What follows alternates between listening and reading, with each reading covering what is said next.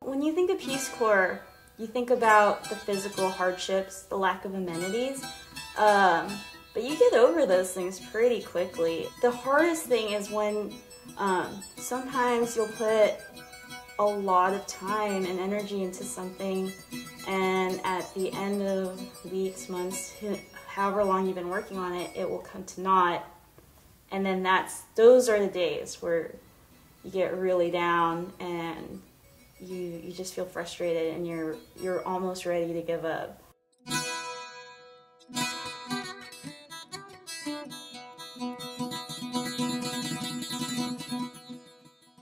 So my community was called Sanita. So Sanita was very green, dirt roads, unpaved, very rocky.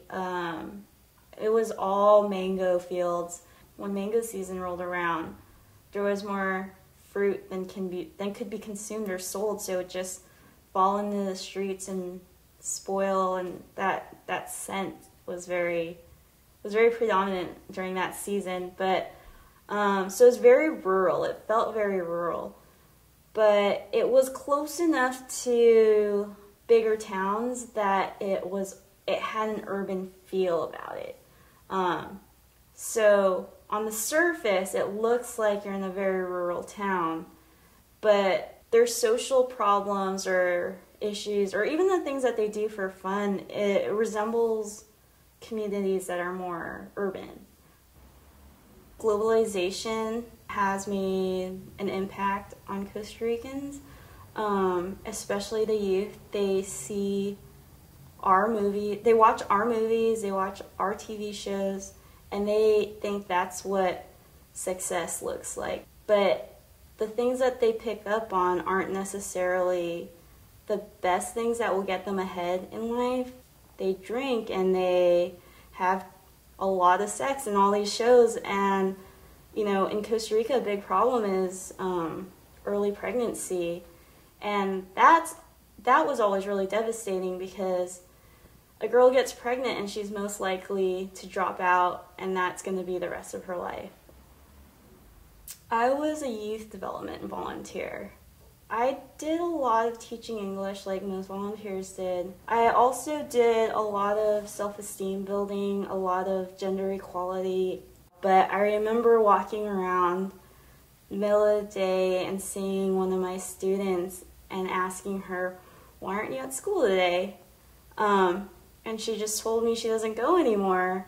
And that was really heart-wrenching. I remember thinking, I thought I reached you and that we were on this path together, but it's really hard when I'm the only one advocating for that, and the kids go home and their parents don't really care one way or the other about school. And it was almost like a personal failure. I know that doesn't make sense, because I can't control everything. I can't make them do anything. But, one of my goals was to help make a difference in these kids' lives. And when you see them not succeeding, it's almost like I'm not succeeding.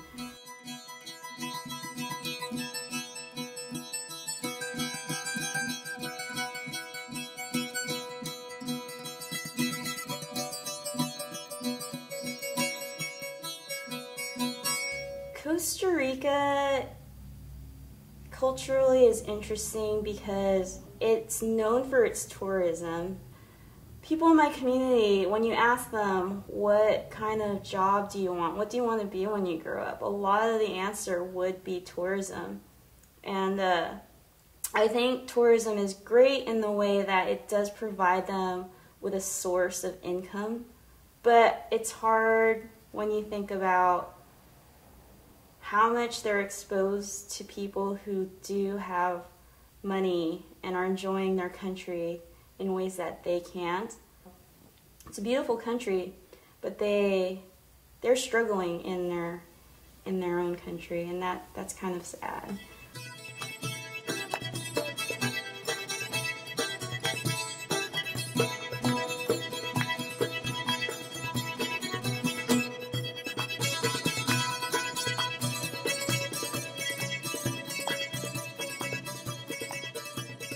even though people in Costa Rica, a lot of them live in poverty, they're not necessarily unhappy.